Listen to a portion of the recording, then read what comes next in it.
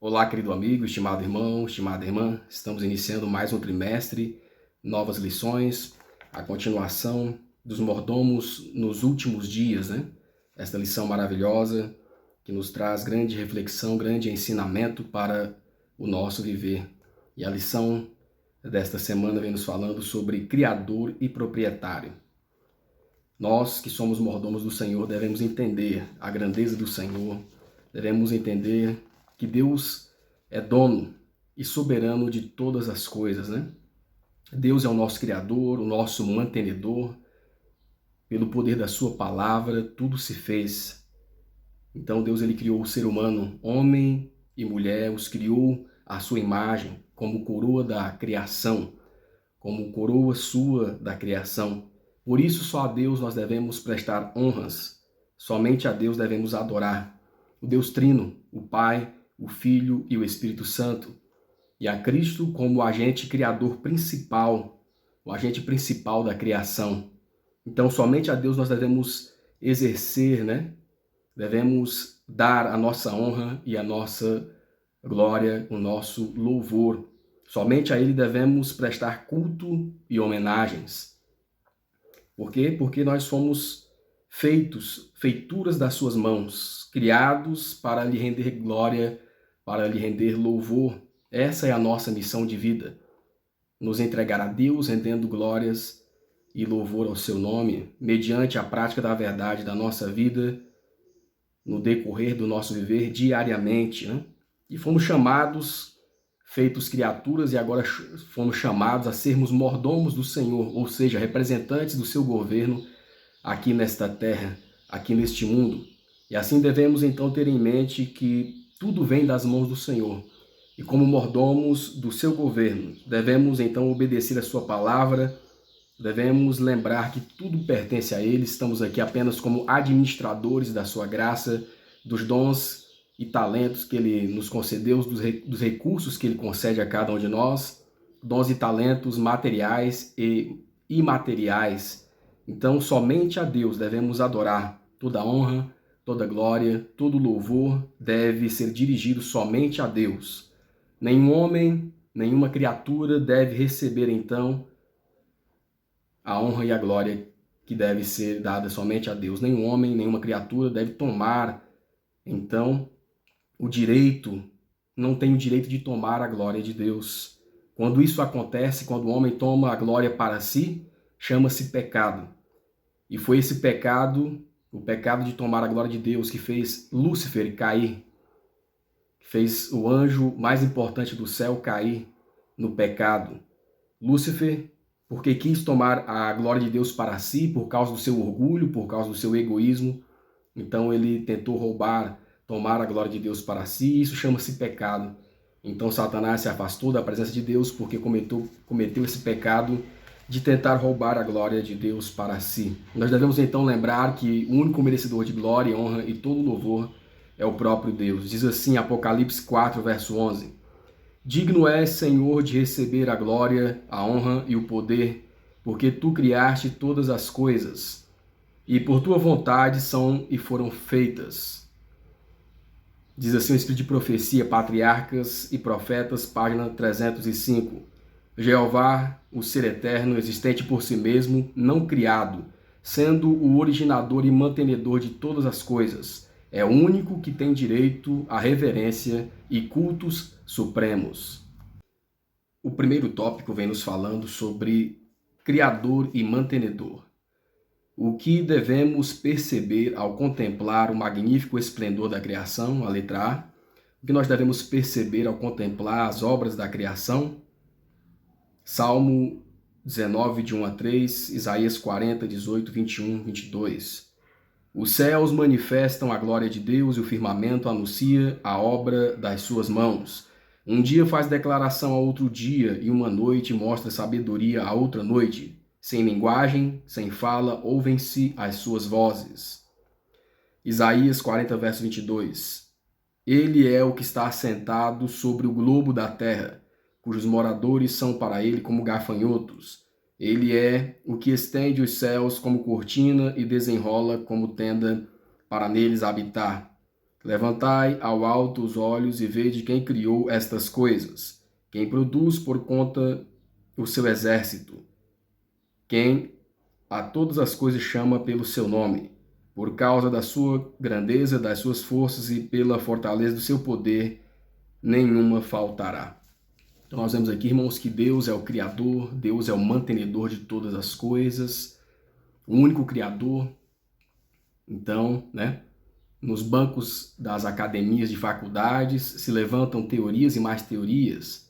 O homem veio do macaco, esse mundo veio do estouro do Big Bang, São teorias humanas, mas que têm o único objetivo de denegrir a imagem de Deus, que tem o objetivo de rebaixar a Deus, tem o objetivo de tirar a glória de Deus.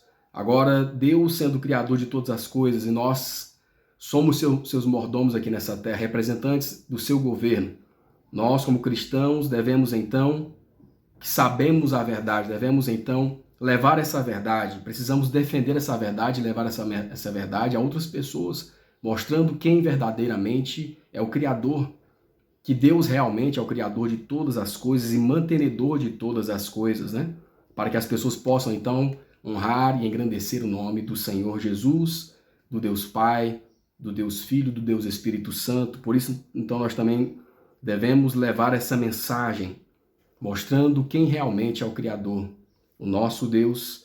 E também nós não devemos confundir o Criador com as suas criaturas. Muitas teorias colocam poder no sol, colocam, como se fosse um Deus, adoram o sol como se fosse um Deus, a lua como se fosse um Deus, as árvores como se fosse Deus, Então nós não devemos confundir essas teorias. Nós não devemos confundir causar confusão entre Deus, que é o Criador, e as suas criaturas, as obras das suas mãos, que não são Deus, mas são obras e são criaturas de Deus. Então nós devemos também tomar cuidado com essas teorias que tudo é Deus, A árvore é Deus, o sol é Deus, a lua é Deus, e muitos querem então prestar homenagem, desviando então realmente o culto do verdadeiro Deus. Devemos tomar cuidado com isso e darmos graças e rendermos graças ao Senhor Deus, porque Ele é o Criador e é Ele que mantém esse universo.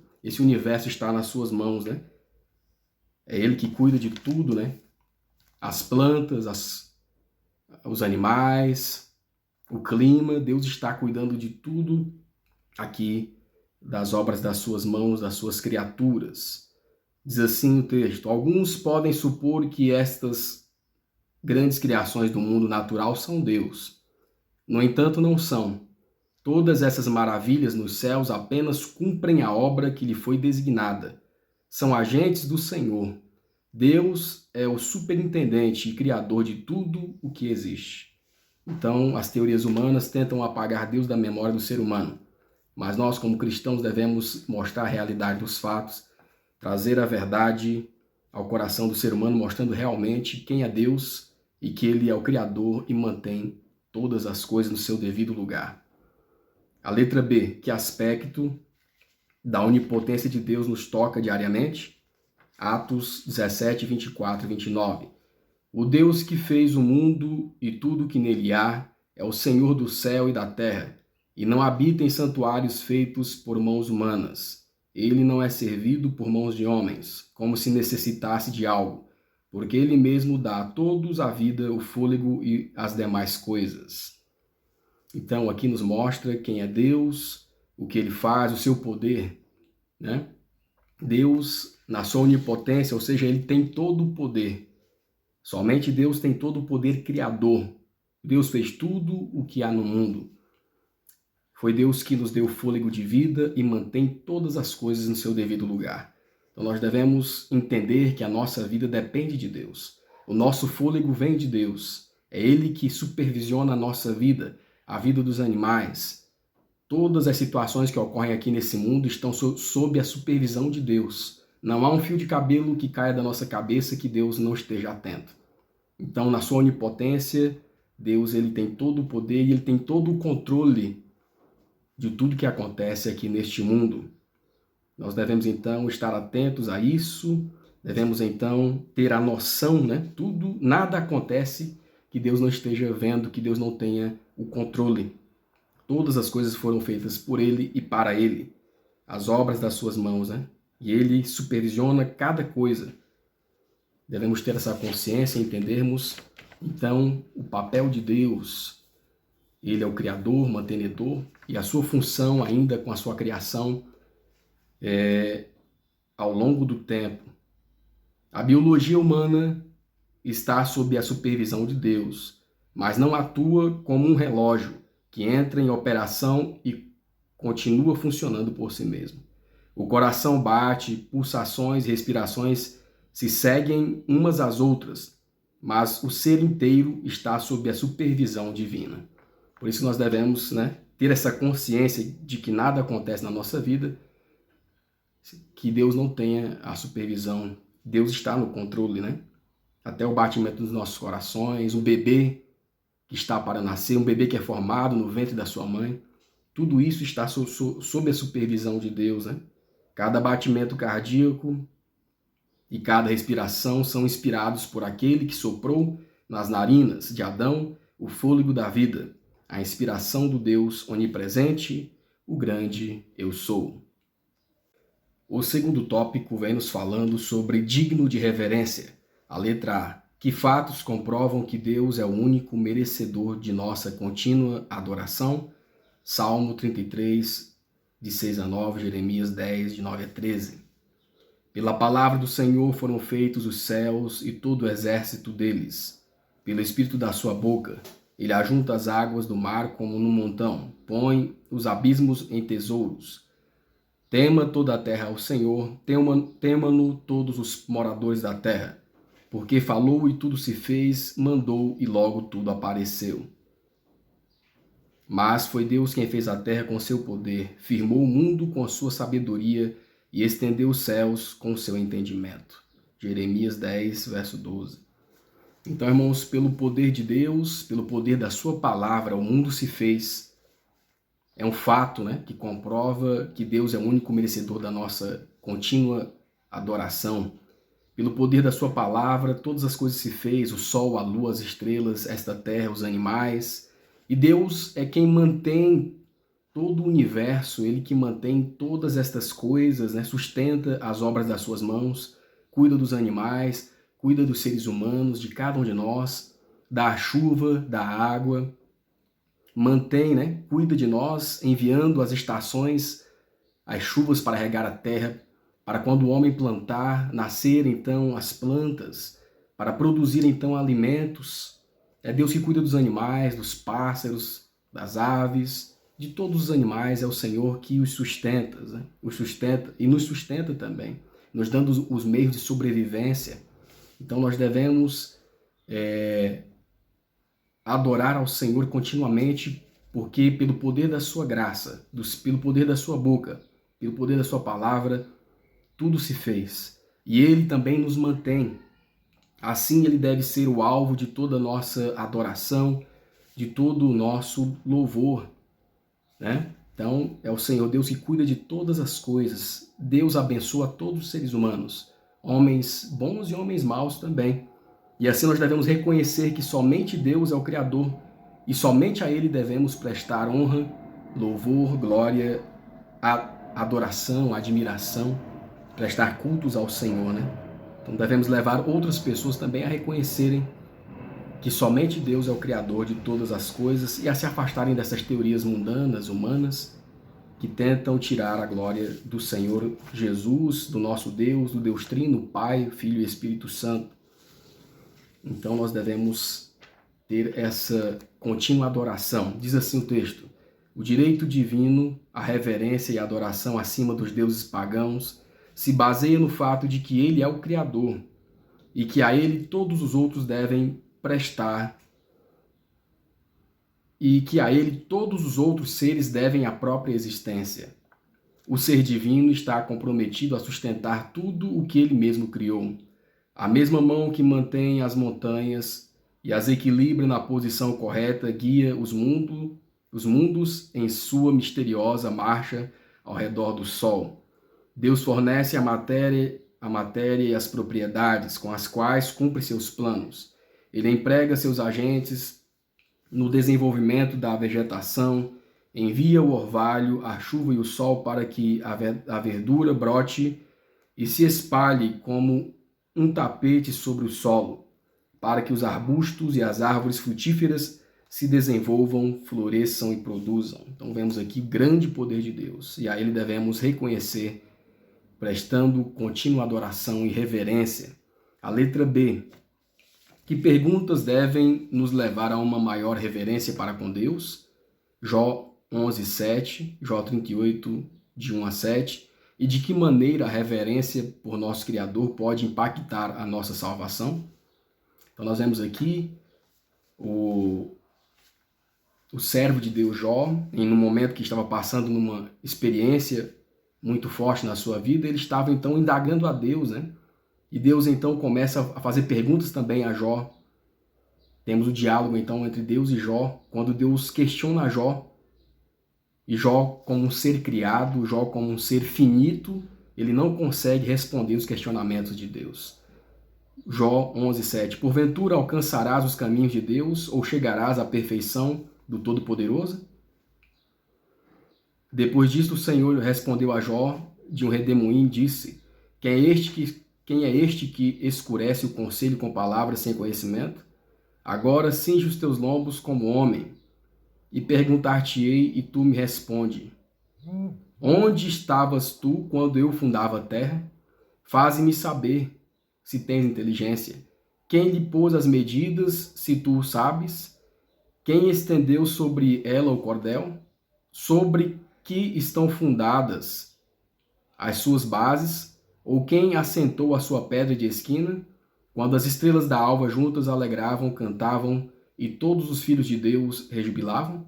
Então Deus também fez perguntas a Jó, né? E Jó viu que ele era nada diante das feituras de Deus, tanto que ele não teve respostas. Onde estava você, meu querido?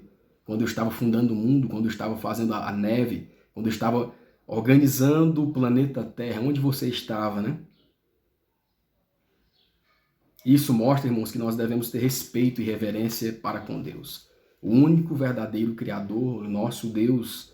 Então nós devemos ter essa reverência, né? Essa humildade revestida de reverência, porque Deus ele está infinitamente à nossa frente. Deus ele está infinitamente acima de cada um de nós.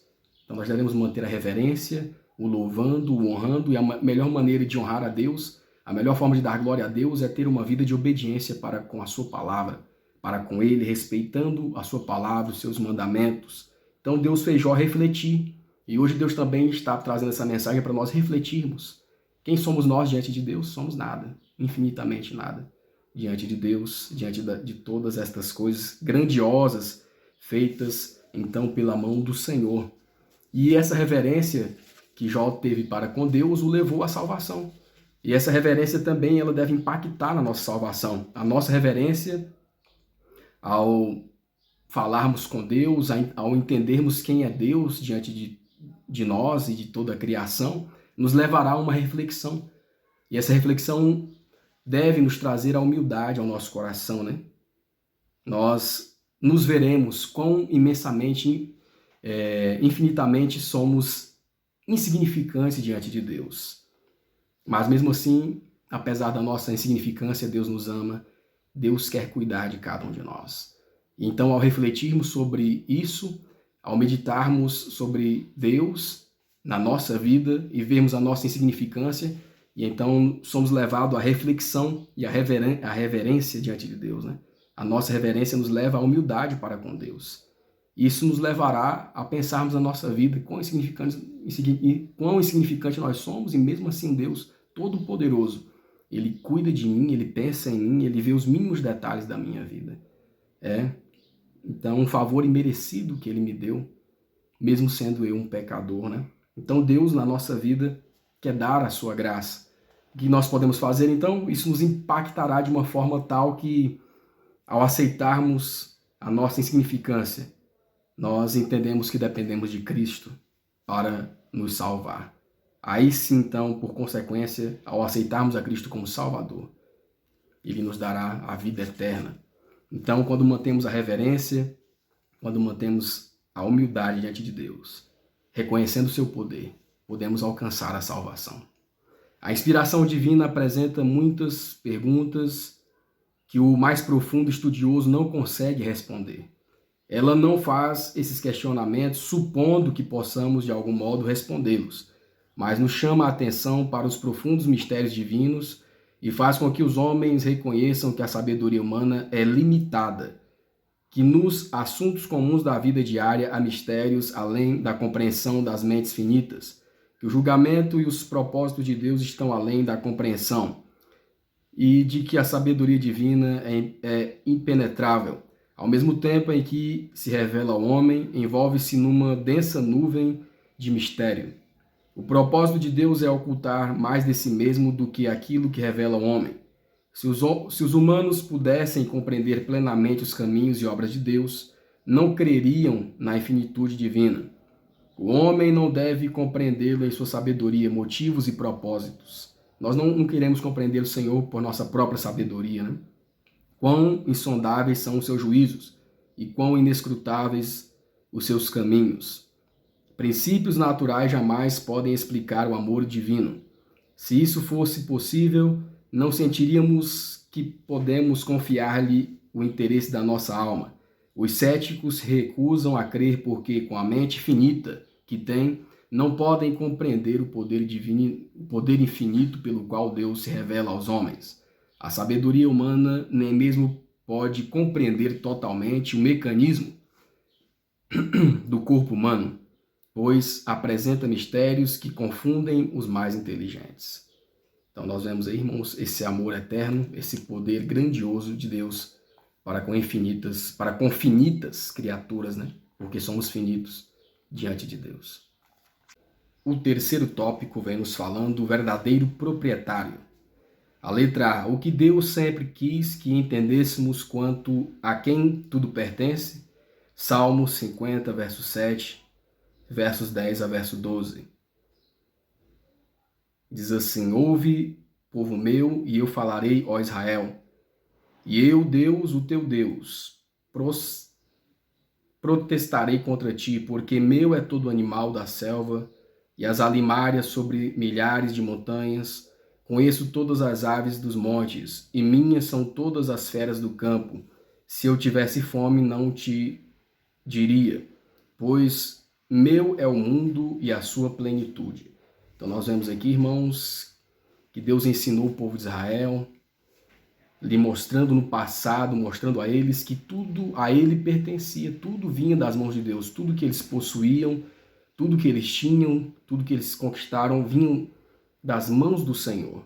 E nós hoje, conosco hoje também não é diferente. Deus também nos mostra, nos dá a lição de que tudo que possuímos, que temos, e nós mesmos somos das mãos do Senhor. Somos de Deus, né? Hoje, então, Deus nos ensina a mesma lição. Tudo que pertence a nós hoje aqui, na verdade é de Deus.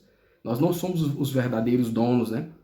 São obras das suas mãos. Nós mesmos pertencemos a Deus, né? O nosso corpo, a nossa vida. Por isso, tudo que nós devemos fazer de acordo com a vontade de Deus, né?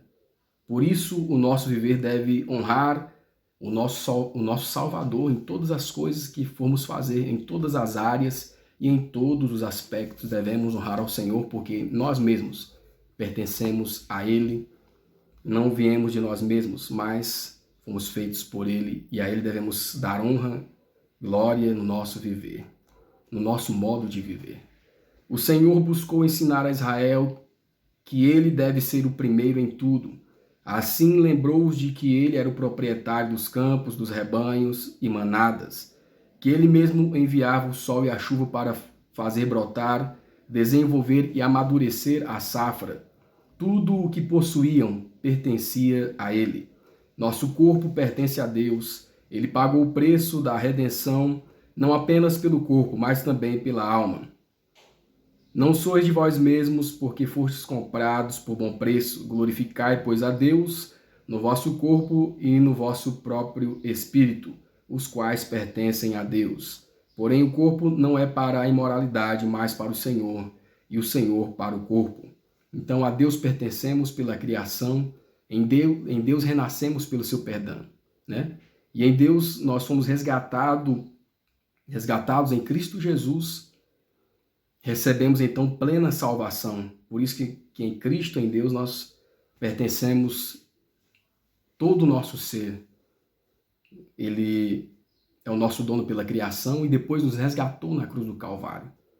O Criador controla a maquinária humana, mantendo-a em movimento. Se não fosse por seu constante cuidado, o pulso não bateria, o músculo cardíaco paralisaria e o cérebro deixaria de cumprir a sua parte. Então, tudo é de Deus, todas as coisas, inclusive nós mesmos, nosso próprio corpo, as veias do nosso corpo, os músculos de cada um de nós, né? Por isso que devemos ser um templo para a habitação do Santo Espírito na nossa própria vida, no nosso próprio ser. A letra B. Até onde se estende a propriedade de Deus? Salmo 24, 1 e 2, Deuteronômio 10, 14. O que significa para nós isso? Vamos ver que até onde se estende a propriedade de Deus, né? Salmo 24, 1 e 2. Do Senhor é a terra e a sua plenitude, o mundo e aqueles que nele habitam, porque ele afundou sobre os mares e afirmou sobre os rios. Eis que os céus dos céus são do Senhor teu Deus, a terra e tudo que nela há. Então, irmãos, tudo é de Deus. Os animais, a plantação, tudo que vemos aqui nesta terra, criada por Deus, tudo é de Deus. E nós também somos de Deus, né? Nosso corpo pertence ao Senhor, tudo é propriedade divina. E o que nós estamos fazendo como mordomos do Senhor, com a propriedade divina, com nós mesmos, conosco mesmo? O que isso significa para nós? Digno és, ó Senhor, Apocalipse 4, verso 11. Digno és, ó Senhor, de receber toda honra, glória, poder e honra, porque tu criaste todas as coisas e por tua vontade são e foram criadas. Então significa que nós devemos render graças ao Senhor, o adorar, o honrar. E a melhor forma de darmos glória ao nome do Senhor é obedecendo a sua palavra, reconhecendo-o em todos os nossos caminhos, em todos os aspectos da nossa vida, em todas as áreas da nossa vida. Devemos compreender isso, que Deus é o proprietário de todas as coisas e somente a Ele devemos prestar culto. Tenha em mente que só há um único proprietário do universo e que cada ser humano, com o seu tempo, intelecto e recursos, pertence àquele que pagou o resgate pela alma. Deus tem um justo direito e serviço constante e afeição suprema. A vontade divina, não o próprio prazer humano, deve ser o critério de ação. Não devemos esquecer que estamos a serviço de Deus e que Ele é o nosso dono, assim como também é dono do mundo. Apesar de sermos todos pobres e incapazes de fazer grandes coisas, o Senhor convoca toda a alma para praticar o altruísmo nesta época de escassez e ser capaz de doar, não de má vontade nem por necessidade, mas com jubilosa gratidão pelo indescritível dom de Deus. Aqueles que têm um constante senso de que estão nessa relação com Deus não colocarão no estômago alimento que agrade o apetite, mas seja prejudicial aos órgãos digestivos. Então somos de Deus, irmãos, até na parte da alimentação, nós devemos nos alimentar conforme a regra que Ele preparou para nós, né? Não danificarão a propriedade de Deus por se entregar a hábitos impróprios no comer, no beber e no vestir. Cuidarão muito da maquinária humana, percebendo que devem fazer isso para trabalhar em parceria com Deus. Ele deseja que sejam saudáveis, felizes e úteis. Contudo, para que sejam assim, devem colocar a vontade humana ao lado da vontade divina. Então, todas as coisas que estão nesse mundo são de Deus, pertencem a Deus, inclusive nós mesmos. E a nossa bebida, a nossa comida, o nosso vestir, tudo deve, então, ser voltado para o Senhor. E como tem sido a nossa vida diante de Deus, precisamos refletir sobre isso. O quarto tópico vem nos falando quem tem o domínio. A letra A, a quem Deus confiou o domínio sobre seus bens terrenos, Gênesis 1, 26 a 28. E porque isso é uma honra para a humanidade, Então, nos primórdios, lá na criação, Deus criou homem e mulher e os colocou para dominar a terra, para trabalhar a terra, para produzir aqui na terra. Então, Deus deu seu domínio a Adão e Eva. Deus deu seu domínio ao ser humano, né? Então, Deus ele confiou o domínio sobre os bens terrenos aos seres humanos para o representarem, para serem seus mordomos aqui na terra. E porque isso é uma honra para a humanidade, Deus fez o homem à sua imagem e semelhança e os colocou para dominar sobre tudo aqui na terra, sobre os animais, sobre todas as coisas. E aqui nós temos os textos de Gênesis 1, 26 e 28, Salmo 8, 1 a 9, né? Então nós vemos aqui que o homem foi feito à imagem de Deus, né? Abaixo de Cristo, abaixo do seu Filho, e foi feito para dominar sobre todas as coisas desse mundo, sobre todos os animais. E isso é uma honra para a humanidade? Sim, porque é uma grande honra porque somos considerados filhos de Deus, feituras suas, das suas mãos, né? E fomos feitos para cuidar das criaturas de Deus, né? Deus confiou a cada um de nós, ao homem no passado e a hoje também, o cuidado aqui desta terra, né?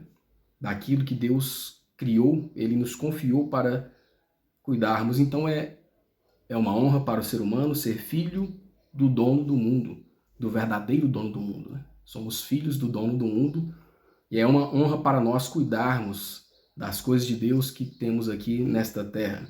Aquele que pôs os mundos estrelados no espaço sideral e pintou com delicada habilidade as flores do campo, que encheu a terra e os céus com as maravilhas do seu poder, quando veio coroar sua obra gloriosa ao colocar alguém intermediário para ficar como governante da bela terra, não deixou de criar um ser digno da mão que lhe concedeu vida. A genealogia da nossa raça, fornecida pela inspiração, não deve sua origem a uma linha de germes, moluscos e quadrúpedes em desenvolvimento, mas ao grande Criador, embora formado a partir do pó, Adão e Eva era filho de Deus. Então, uma grande honra nós virmos, né, da própria mão do Criador, da linhagem de Deus, né? E ao final, na salvação final, Cristo nos chama de irmãos, né? Então, fomos feituras das suas mãos. Temos a honra, então, de cuidar daquilo que Deus fez e temos a honra de sermos feitos à sua imagem, à sua, né, imagem e semelhança. E não como os bancos de estudos mundanos e filosofias mundanas dizem, que viemos do macaco, que viemos de uma linhagem de germes, mas não, viemos das mãos do Criador, das mãos do nosso Deus. Por isso nós devemos honrar ao Senhor, né?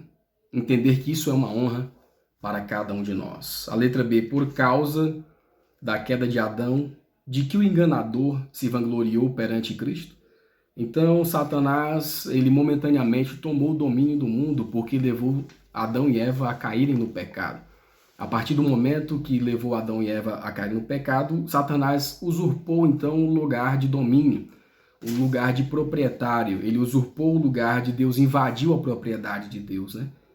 Pela queda do homem no pecado. E quando Cristo esteve aqui nesse mundo, Satanás mesmo levou a Cristo, né? Lucas 4, 5 e 6, e o diabo, levando-o a um alto monte, na tentação de Cristo, né? Mostrou-lhe no monumento de tempo todos os reinos do mundo, e disse-lhe o diabo: dar-te-ei a ti todo este poder e a sua glória, porque a mim me foi entregue e dou a quem quero. Então Satanás, ele se vangloriou de que ele era o dono, do proprietário do mundo, né? Ali tentando a Cristo: olha, se você me adorar, eu te darei todos os reinos deste mundo, né?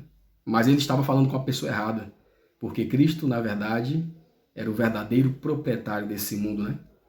Mas o pecado causou essa situação, né? Fez com que o homem caísse e perdesse o domínio, e Satanás pudesse se apossar de forma errônea, né? Tomando a propriedade de Deus momentaneamente, porque ao final nós veremos o Senhor Jesus, o Deus Pai, o Deus Filho e o Espírito Santo, também recuperando o seu domínio, a sua propriedade em todas as coisas. A letra C. Quando Cristo recuperará completamente seu domínio sobre este planeta, Daniel 7:13, Miqueias 4:8, Apocalipse 11:15.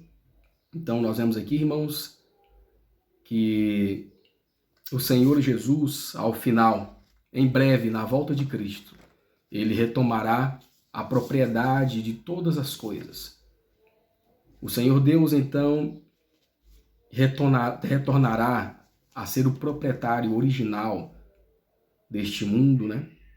O Senhor Jesus, na sua breve volta, ele reinará eternamente sobre a sua propriedade, sobre este mundo, sobre o universo, né? Sobre tudo. E Cristo destruirá definitivamente o mal. Ele reinará eternamente. O reino deste mundo voltará ao seu domínio, ao seu poder. Em breve, na volta de Jesus, nós veremos tudo isso acontecer. Satanás e o pecado serão exterminados, né? Então, o mundo voltará ao seu dono original, nosso Deus e Senhor Jesus Cristo. Nós temos aqui em Daniel, Jesus recebendo das mãos do próprio Deus, Deus Pai, o governo deste mundo. Então, ele receberá de Deus o domínio, o reino deste mundo, e ele reinará para sempre. Daniel 7, 13, 14, 26, 27, você pode ler. E diz assim, Apocalipse 11, verso 15. E tocou o sétimo anjo a trombeta, e houve no céu grandes vozes, que diziam: os reinos deste mundo vieram a ser do nosso Senhor Jesus Cristo. E os reinos deste mundo vieram a ser do nosso Senhor e do seu Cristo, e ele reinará para todo sempre. Então, em breve, na volta de Jesus, o Senhor Deus voltará a ter o seu domínio eterno sobre o mundo e todas as suas criaturas, e todos os seres humanos que aceitarem a sua salvação. Quando Satanás declarou a Cristo o reino de glória, o reino e a glória do mundo me são entregues e dou-os a quem quero, expressou uma verdade parcial que servia às suas intenções de engano. Satanás tomou o domínio de Adão. E Adão era co-regente do Criador, não era um governante independente. A terra pertence a Deus e ele confiou todas as coisas ao seu filho. Adão devia reinar em submissão a Cristo. Quando Adão traiu a própria soberania, entregando-as às mãos de Satanás, Cristo ainda permaneceu como legítimo rei. Assim o Senhor disse ao rei Nabucodonosor: o Altíssimo tem domínio sobre os reinos dos homens e os dá a quem quer. Satanás só pode exercer sua autoridade usurpada se Deus permitir que o faça. Então Satanás, ele se diz dono desse mundo, mas na verdade Cristo ainda está sob o controle de todas as coisas. Satanás apenas tomou o lugar do ser humano, né, que deveria governar ao lado de Cristo, sob o domínio de Cristo. Mas na volta de Jesus, todas essas coisas voltarão à origem, voltarão ao seu perfeito lugar. Como o profeta Daniel declarou, Cristo receberá do ancião de dias no céu o domínio e a glória e o reino. Ele receberá a nova Jerusalém, a capital do seu reino, preparada como uma noiva adornada para o seu esposo. Tendo recebido o reino, ele voltará em sua glória como Rei dos Reis e Senhor dos Senhores, para a redenção do seu povo, e deve sentar-se com Abraão, Isaque e Jacó à mesa em seu reino, visando participar da ceia das bodas do Cordeiro. O último tópico 5º, mordomia designada. Sempre que qualquer grau de domínio, seja grande ou pequeno, nos é confiado, a que advertência devemos estar atentos? Então o Senhor Deus nos chamou para sermos mordomos da sua graça aqui na terra, para sermos administradores e representantes do seu reino. E Deus nos confiou as suas coisas, né? Os seus talentos, os seus dons na nossa vida, bens materiais, bens espirituais. O que nós estamos fazendo com isso? Ele pode ter nos dado em maior grau ou menor grau, pode ter nos dado muito ou pouco. Nós não devemos nos esquecer, irmãos, dos mandamentos do Senhor. Nós não devemos nos esquecer de que tudo vem das mãos de Deus. Ele é dono de todas as coisas, somos apenas administradores temporários da sua graça. Tudo a ele pertence. Devemos estar atentos, então, em obedecer aos seus mandados. Devemos estar atentos em obedecer os seus mandamentos. Diz assim a palavra do Senhor, Deuteronômio 8, 11 a 18. Tenham cuidado de não esquecer do Senhor, do seu Deus, deixando de obedecer os seus mandamentos, as suas ordenanças e os seus decretos que hoje lhe ordeno. Então, tudo aquilo que Deus nos deixou confiado, seja em maior grau ou menor grau, nós devemos, então, ter o cuidado de não esquecer de que tudo vem de Deus. E não devemos esquecer de obedecer os seus mandamentos, a sua vontade. Verso 17. Não digam, pois, em seu coração, a minha capacidade e a força das minhas mãos ajuntaram para mim todas as riquezas. Não. Quem fez por nós foi Cristo, nos dando a capacidade, nos dando a inteligência, nos dando a habilidade. Devemos lembrar que tudo isso vem das mãos de Deus. Mas lembrem-se de que do Senhor, seu Deus, pois é Ele que lhes dá a capacidade de produzir riquezas, confirmando a aliança que jurou aos seus antepassados, conforme hoje se vê. Então nós devemos sempre nos lembrar que tudo que está à nossa mão, sendo pouco ou muito, tudo vem das mãos do Senhor. Devemos nos considerar como mordomos, administradores da propriedade do Senhor e encarar a Deus como o supremo proprietário, a quem devemos devolver as posses quando Ele o exigir. Então, quando Deus voltar, devemos devolver a Ele, né, tudo que Ele nos deu. Já devemos começar a devolver hoje, usando os nossos talentos, nós já podemos devolver ao Senhor. Multiplicando os talentos, pregando o Evangelho, é uma forma de devolvermos ao Senhor daquilo que Ele nos tem dado, daquilo que Ele nos tem confiado. A letra B, que mensagem tem um poder especial nestes últimos dias, bem às portas do retorno do nosso Senhor? Que mensagem é essa? Lucas, capítulo 19, 19, 11 a 13. Então diz assim, Lucas 19, 11 a 13.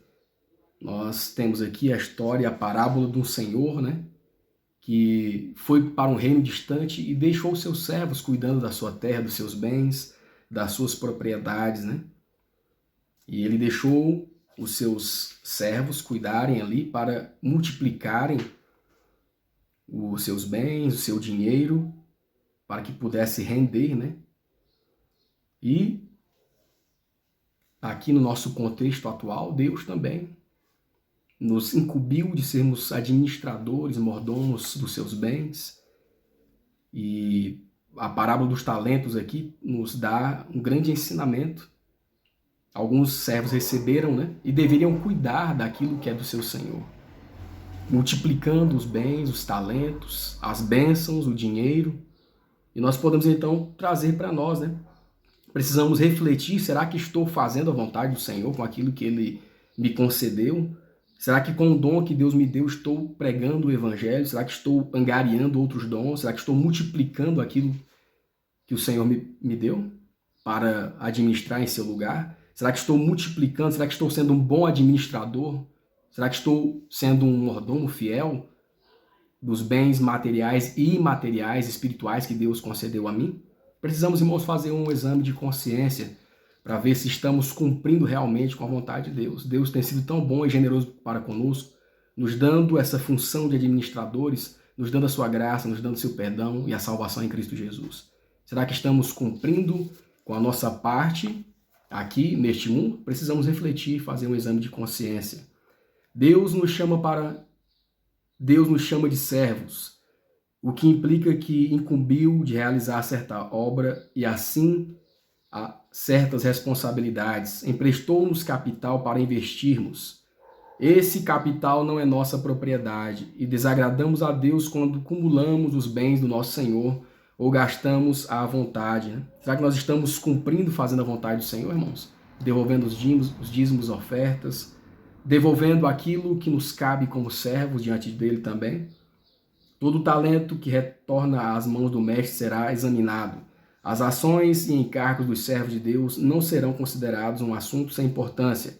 Cada pessoa receberá tratamento individual e será obrigada a prestar contas dos talentos que lhe foram confiados, não importando se os multiplicou ou se os gastou imprudentemente.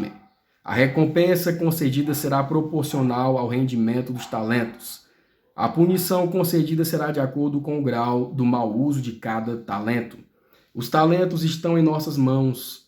Iremos empregá-los para a glória de Deus ou deles abusaremos?